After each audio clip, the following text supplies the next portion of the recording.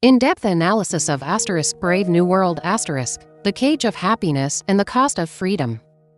The Cost of Happiness in Aldous Huxley's Brave New World Everyone is immersed in endless pleasure, yet no one knows the taste of freedom. This technological utopia uses genetic engineering and the drug Soma to erase pain, but it also strips away humanity's deepest desires, selfhood and authenticity. With a cold pen, Huxley sketches a seemingly perfect future, asking, "Is happiness worth the price of freedom?" Published in 1932, this dystopian novel is not only a prophecy of technology and authoritarianism, but also a profound reflection on humanity, happiness, and social control. Set in the year 2540 in the world state, the story depicts a stable society maintained through genetic manipulation, psychological conditioning, and drugs. From birth, individuals are assigned castes, destined to play fixed roles. Alpha elites manage society, while betas, gammas, and epsilons perform labor or serve as mindless tools. Happiness is standardized, pain is eliminated, but individuality and emotion have no place. The fates of protagonists Bernard, Lenina, and John reveal the cracks in this world. Bernard yearns to break free, Lenina indulges in false happiness, and John, the savage, challenges the hypocrisy of this civilization. Through their stories, Huxley explores how technology, in pursuit of stability, stifles freedom and humanity. This novel not only influenced George Orwell's 1984 but also sparked modern discussions on the ethics of artificial intelligence and genetic editing. By analyzing Brave New World we enter Huxley's prophetic vision, probing the boundaries of happiness and freedom and humanity's fate in the tide of technology. Huxley wrote Brave New World at the peak of early 20th century scientific optimism, when the Industrial Revolution and psychological breakthroughs fueled belief that technology could solve all problems. Yet, he keenly perceived that technology, if misused, could become a tool to enslave humanity. The world state is not just a fictional future but an amplification of trends in Huxley's time: standardized production, consumerism, and psychological manipulation. His insights transcend his era, foreseeing the risks of modern data algorithms and genetic technologies. For instance, the world state sleep teaching recalls how modern advertising influences consumer behavior subconsciously, while Soma's numbing effect mirrors the instant gratification of social media. Huxley's prophecy is not merely a warning but a profound inquiry into human nature. Are we willing to trade the pursuit of truth for comfort? Huxley's insights stem from his sharp observation of early 20th century social currents. During his time, the eugenics movement flourished in Europe and America, with scientists and policymakers aiming to optimize humanity through genetic selection, the prototype for the world state's genetic engineering. Behavioral psychology, like Pavlov's conditioning experiments, provided a theoretical basis for controlling human behavior. Huxley pushed these trends to the extreme, envisioning a society thoroughly disciplined by science. The world state is not a distant fantasy but an exaggeration of the era's worship of technology. Philosopher Herbert Marcuse, in One-Dimensional Man argued that technological rationality could reduce humans to obedient machines, echoing Huxley's warning. Imagine a biologist named Simon who, while researching gene editing, realizes that technological progress might lead to a blind pursuit of a perfect human. Simon's concerns mirror Huxley's prophecy: when technology becomes a faith, human autonomy is at risk. Through Brave New World Huxley warns that happiness built on control loses its meaning. Through the fates of Bernard, Lenina, and John, Huxley reveals the cost of happiness, inviting readers to reflect on the delicate balance between technology and freedom. The perfect illusion of the world state. The world state is Huxley's ultimate utopia: no war, no poverty, and everyone is happy. But this happiness is built on rigid control. Huxley exposes a paradox: when society eliminates all pain, humans lose the possibility of becoming themselves. The world state's core mechanisms include genetic engineering, psychological conditioning, and the drug Soma. Factories mass-produce humans through test tube technology, with genes precisely designed to ensure social stability through caste divisions from alpha to epsilon. Psychological conditioning begins in infancy, with sleep teaching instilling obedience and contentment. Soma, a side effect-free narcotic, allows people to escape discomfort into fleeting pleasure. Huxley writes, 1 gram of Soma cures all troubles. This drug is not just an escape but a symbol of control, erasing the possibility of questioning or rebellion. The world state structure reflects Huxley's concerns about industrialization and authoritarianism. During his time, Ford's assembly line swept the globe, with efficiency and standardization becoming the era's creed. Huxley satirizes this by deifying Ford as the world state's religious symbol, mocking how technology replaced traditional values. For example, the world state's worship ceremonies are not prayers but collective Soma-fueled orgies, reinforcing group conformity. Historian Yuval Noah Harari, in *Sapiens*, notes that modern consumerism shares striking similarities with the world state's Soma culture, both using instant gratification to suppress deep thought. Imagine a psychologist named Isaac, who, studying 20th century advertising, finds that consumer culture manufactures desires to create satisfaction while weakening critical thinking. Isaac's observation echoes Huxley's warning: when happiness is manipulated by technology, humans risk losing autonomy. The world state's control also redefines sex and emotion. Traditional families are abolished, and sex becomes pure entertainment, with the principle everyone belongs to everyone eliminating the uniqueness of intimate relationships. This design traps people in sensory indulgence, ignoring spiritual needs. Huxley drew inspiration from Freud's psychological theories, particularly civilization and its discontents which explores the conflict between human instincts and social norms. The world state resolves this conflict by liberating sexual instincts, but at the cost of love's depth. Imagine a sociologist named Sophia who, studying modern dating culture, finds that fast matching apps prioritize instant gratification, weakening lasting emotional bonds. Sophia's findings mirror the world state's sexual freedom. When emotions are reduced to chemical reactions, humanity loses its complex brilliance. The world state's perfect illusion seems flawless but hides the deprivation of humanity, the core of Huxley's critique. Huxley's design of the world state is not only a satire of technology but a dissection of authoritarian psychology. The world state's citizens are stripped of historical awareness. Books are destroyed, the past erased, ensuring no one questions the status quo. This manipulation of history recalls early 20th century totalitarian regimes' strict censorship. Historian Hannah Arendt, in *The Origins of Totalitarianism*, notes that totalitarian societies eliminate dissent by rewriting history, a tactic eerily similar to the world state's. Huxley also critiques humanity's obsession with order through the world state's core ideal of stability.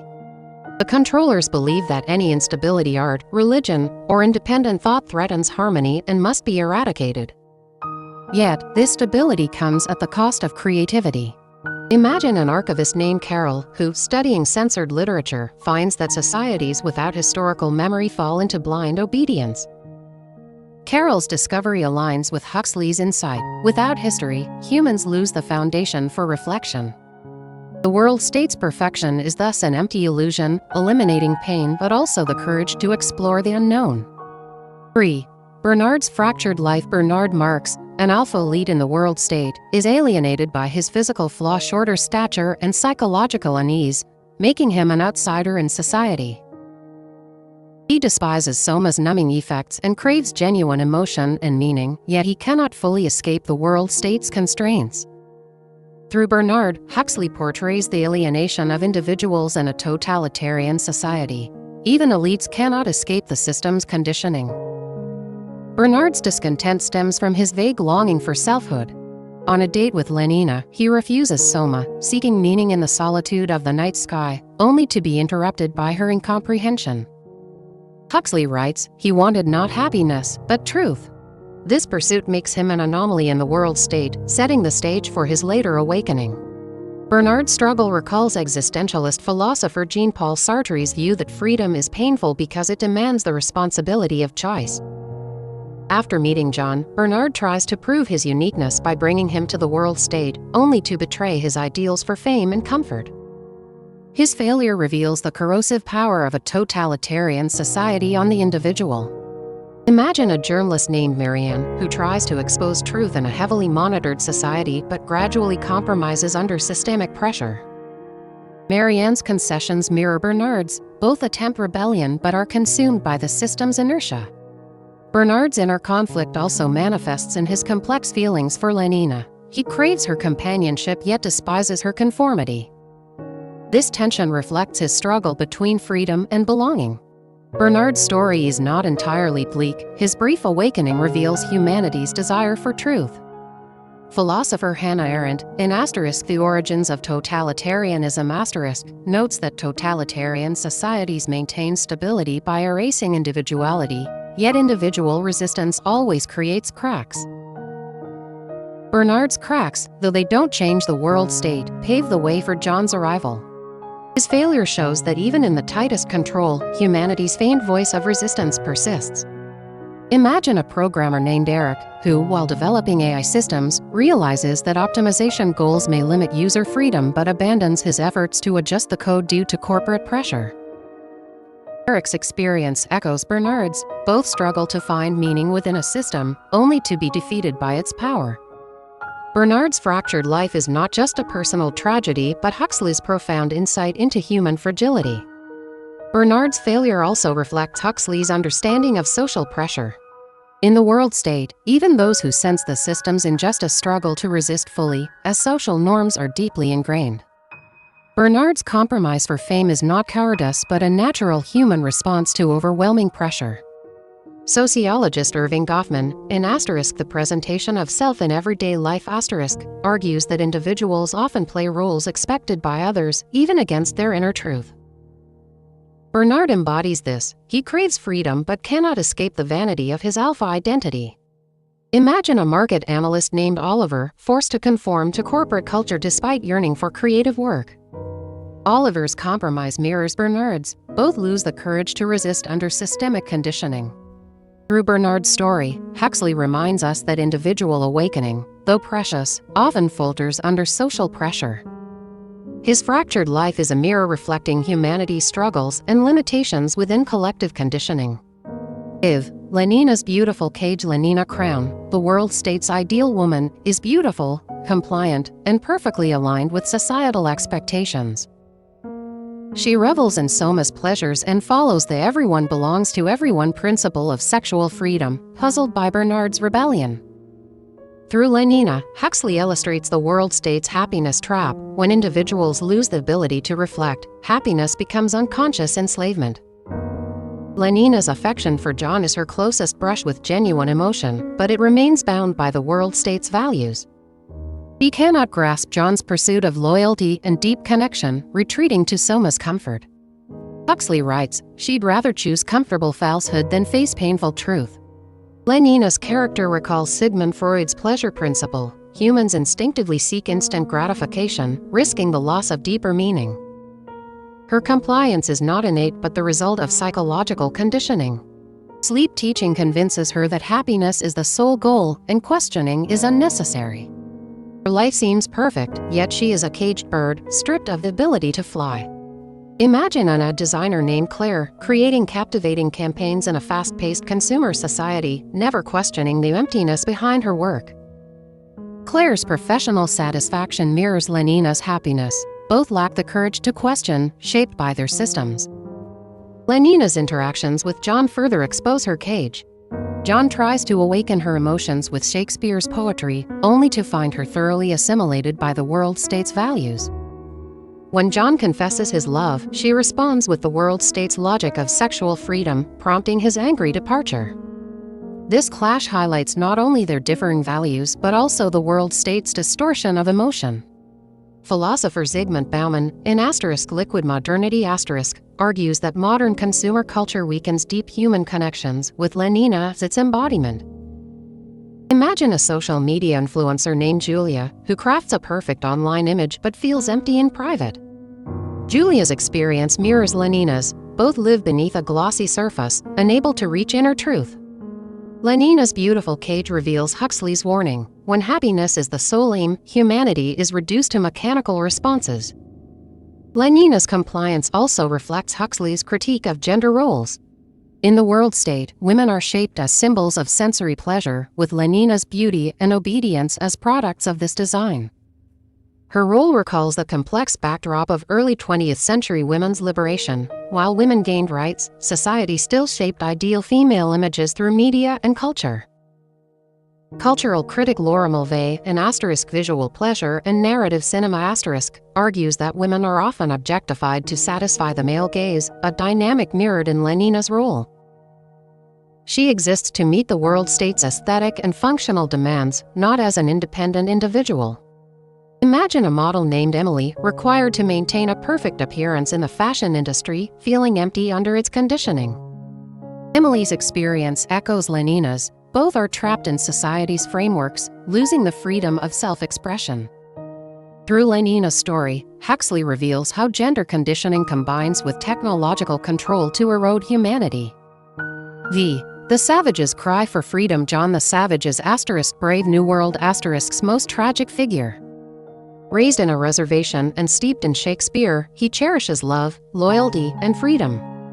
Brought to the world state by Bernard, he is shocked by its painless but shallow society. He rejects Soma, striving to awaken others' self-awareness, only to fall into despair during his debate with the controller. Through John's confrontation with the controller, Huxley highlights the ultimate clash between freedom and stability. The controller argues, happiness is the cornerstone of stability, and freedom is the root of chaos.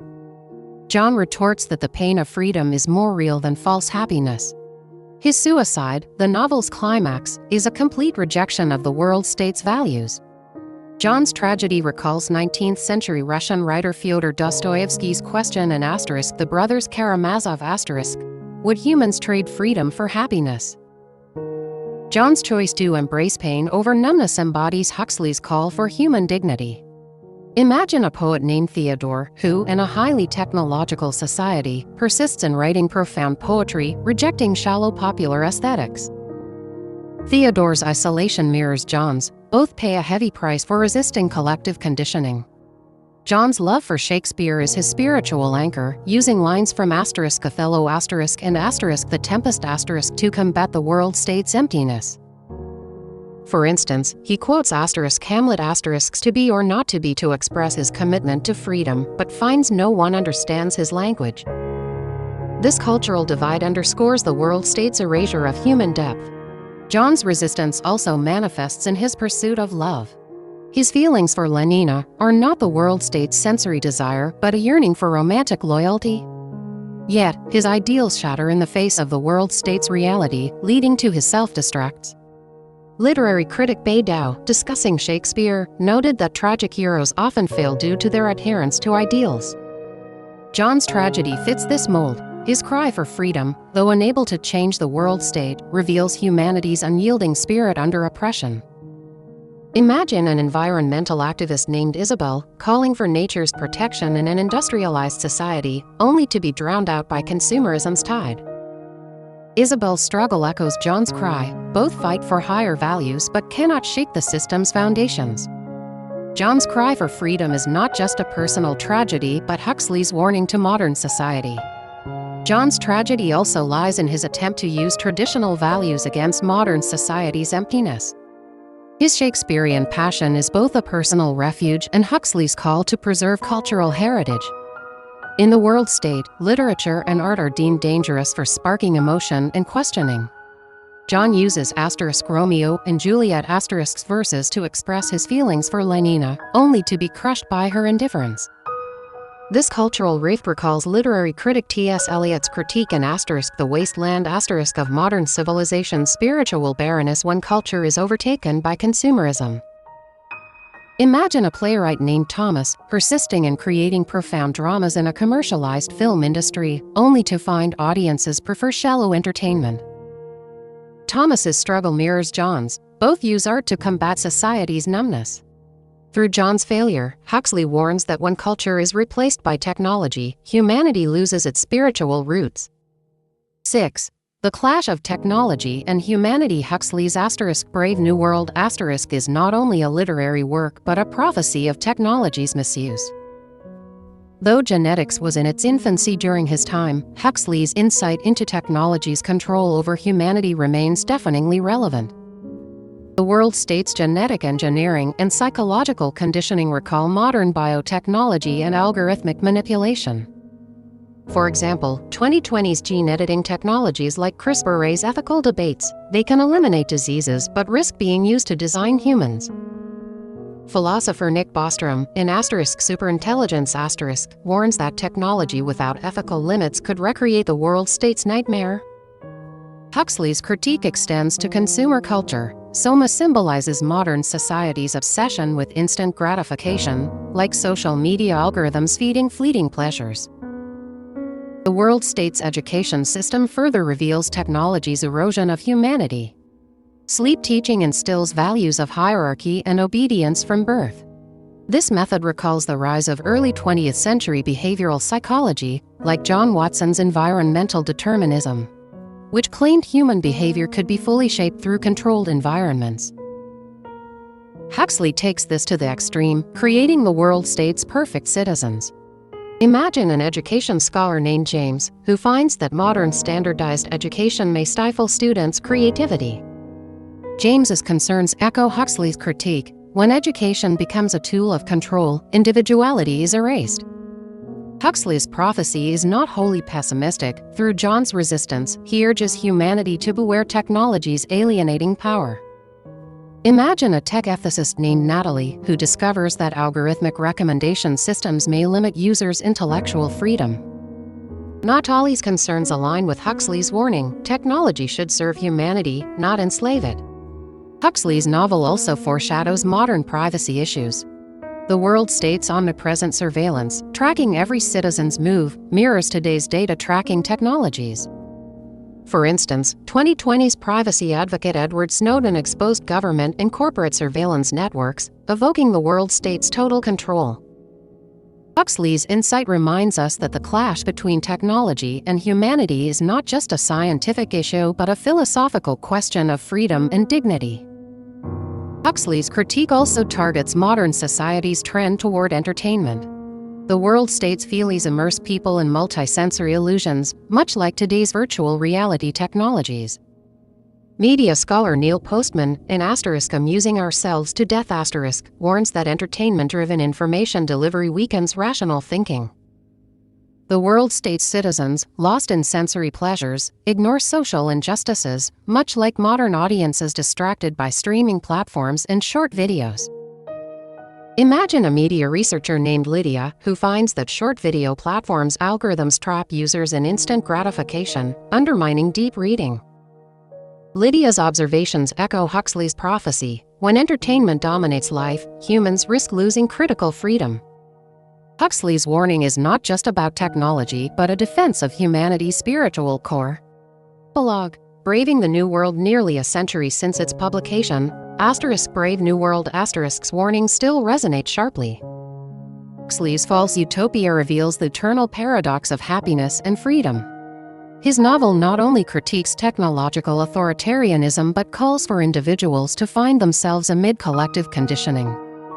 The tragedies of John, Bernard's compromises, and Lenina's compliance together paint a complex portrait of humanity. Huxley writes, "Happiness without pain is a betrayal of humanity."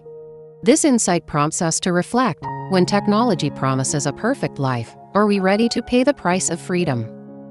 Huxley's prophecy echoes in modern society. Algorithms, ethical debates over gene editing, and widespread data surveillance all cast shadows of the world state. Yet, Huxley does not advocate rejecting technology but urges its use in service of humanity. Philosopher Martin Heidegger, in *The Question Concerning Technology*, argues that technology is both danger and salvation, depending on human choices. Through John's resistance, Huxley encourages us to uphold freedom and dignity in the technological tide. For example, modern open-source advocate Richard Stallman insists technology should serve user freedom, echoing Huxley's ideals. Imagine a citizen journalist named Caroline, exposing data misuse through independent platforms to awaken public privacy awareness. Caroline's efforts align with John's cry: both act against technology's alienation. Today, amid information overload and technological leaps, Brave New World is not just a literary classic but a philosophical alarm. It reminds us that happiness, if it costs freedom, is merely a gilded cage.